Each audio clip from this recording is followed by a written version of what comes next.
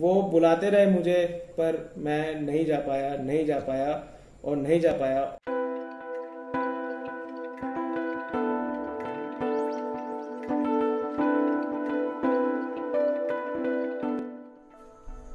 ऊपर पंखा चलता है, नीचे हमारा कागज उड़ता है। वाह, कागज नहीं, हमारा स्पीति वाला जो था बैग हमारा वो उड़ गया था। होली में मत जाना यार बिल्कुल भी, क्योंकि रात के 2 बज रहे हैं और सीरियसली बता रहा हूँ, नींद नहीं आ रही थी तो सोचा कुछ व्लॉग ही कर लें।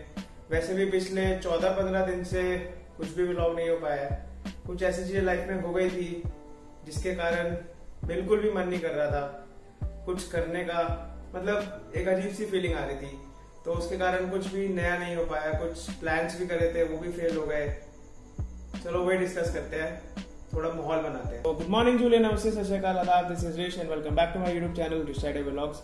सबसे पहले तो ईद मुबारक सभी लोगों को, क्योंकि जब तक ये व्लॉग लाइव होगा तो ईद आ ही जाएगी। जो पिछले कुछ दिनों में सीन हुआ, पहला सीन जो हुआ वो कर दिया HDFC एयरकोस मोटर व्हीकल इंश्योरेंस वालों ने।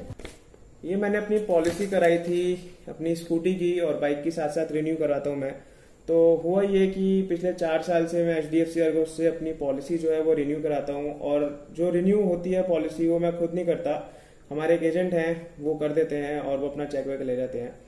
इस बार वो चेक लेने आए तो वैसे पॉलिसी लैप्स हो चुकी थी, पर इंश्योरेंस कंपनी वालों ने 2 महीने का एक्सटेंशन दिया था ड्यू टू लॉकडाउन, तो मेरा टाइमली सब कुछ हो गया, कोई दिक्कत वाली बात नहीं थी। तो वो चेक लेने आए तो उन्होंने सीधा 2100 रुपए का चेक मेरी स्कूटी के लिए मांग लिया और 2200 रुपए के अराउंड का चेक मेरी बाइक के लिए मांग लिया।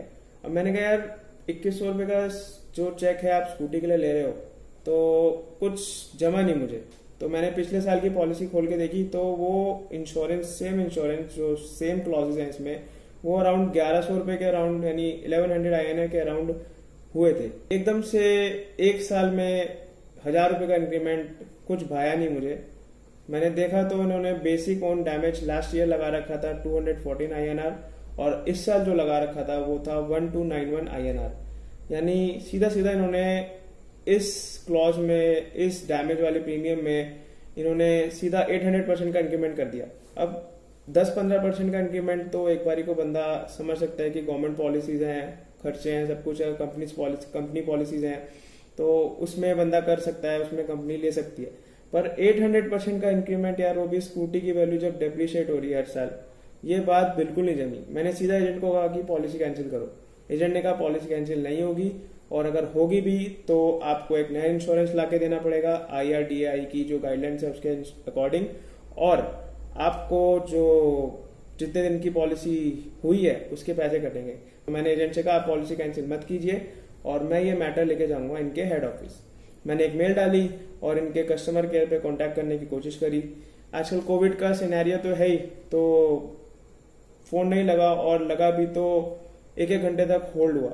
1-2 बार ही फोन लगा, इनके कस्टमर केयर एग्जीक्यूटिव से बात करी, उन्होंने कहा कि हमारी तरफ से कोई गलती नहीं है, आपने खुद ने पॉलिसी कराई, आपने खुद ने क्यों नहीं देखा।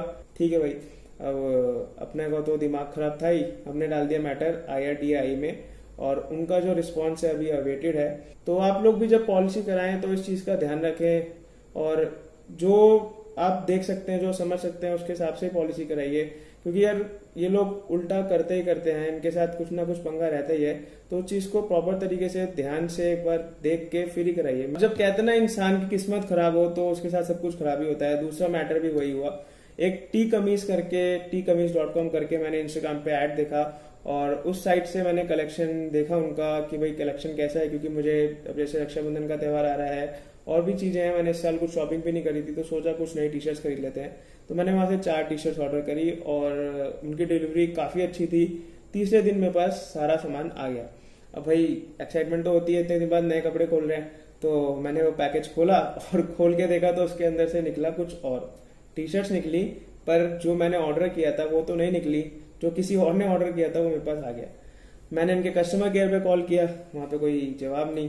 तंग आके मैंने इनको डाल दिया मेल, तो इनके मेल का रिप्लाई आया, जी सर आप शांत रहिए सर, शांत रहिए, और अपनी फोटोज जो हैं उन टी-शर्ट्स की आप भेज दीजिए। हमने ठीक है भाई, हम भेज देते हैं। हमने उनको फोटोज भेज दी। उसके बाद 5 दिन तक उनका कोई रिप्लाई नहीं आया। अब ऐसे में बंदे का दिमाग तो खराब हो ही जाएगा। आप लोग सोच रहे होंगे कि यार 1000 रुपए के पीछे बंदा बावला होता फिर रहा है। यार बात 1000 रुपए की नहीं है यार, गलत हुआ। ये भी एक चीज HDFC वालों ने भी गलती करी, गलती क्या गलती करा मेरे साथ, और टी कमीज वालों ने भी गलती किया। फ्रस्ट्रेट हो गया मैं बुरी तरीके से। ठीक है, टी शर्ट्स आई हैं, अगर उनका फर्दर कोई रिप्लाई आता है तो ठीक है, नहीं तो किसी को दे देंगे या खुद पहन लेंगे, देखते हैं क्या कर सकते हैं बताओ। तीसरी चीज जो हुई वो हुई कुछ कोरोना से रिलेटेड। वो हो गया हमारे जो बैंक के मैनेजर हैं सर, उनको कोरोना हो गया। अपने लिए इशू ये हो गया कि यार हमारा जो स्टाफ मेंबर है शॉप का, वो रेगुलर बैंक जाता था, वहां पे उनसे मिलता था, प्लस मैं भी 1-2 बार उनसे मिल के आया हूँ, मेरे फादर भी मिल के आए हैं। तो एक टेंशन वाली सिचुएशन पूरी फैमिली में हो गई कि भाई किसी को पॉजिटिव ना टेस्ट हो जाए घर में, क्योंकि घर में पापा मम्मी की एज काफी ज्यादा है, तो दिक्कत वाली बात है। किस्मत की बात है कि कुछ अभी तक हुआ नहीं है, हम लोग सेफ हैं। एक टेंशन निकली, और जैसी एक टेंशन निकली, चौथी टेंशन क्या है यार, सबसे बड़ा लॉस मेरे लिए वो अभी तक का ही था। वो बुलाते रहे मुझे, पर मैं नहीं जा पाया, और इस लॉस को मैं कभी भी फुलफिल नहीं कर पाऊंगा। आई लॉस्ट माई ग्रैंडफादर, और मेरे नाना जी एक्सपायर हो गए लास्ट वीक। मेरे लिए बहुत ही सैड मोमेंट थी। आई कुडेंट, मतलब क्या बोलूं, बोलने के लिए शब्द नहीं है। मैं अपनी शॉप से वापस आया था और I was just taking a bath. नीचे लड़का आया कि भाई बाबूजी उठ नहीं रहे हैं, आप उठ के चलिए। हमने कहा थोड़ा शुगर वुगर का होगा, क्योंकि काफ़ी ज़्यादा एज थी उनकी। ठीक है भाई, कुछ हो गया होगा हल्का फुल्का। जब जाके देखा तो उनको बेड पे लिटा रखा था, और जैसे मैंने उनको हाथ में उठाया, उनकी सांसें चलना बंद हो गई। मतलब हाथ में ही वॉज गॉन। तो आपके हाथ में आपके बुजुर्ग लोग जाते हैं तो एक, क्या ही बोलूं मैं उसको, वैसी वाली हालत हो गई थी यार।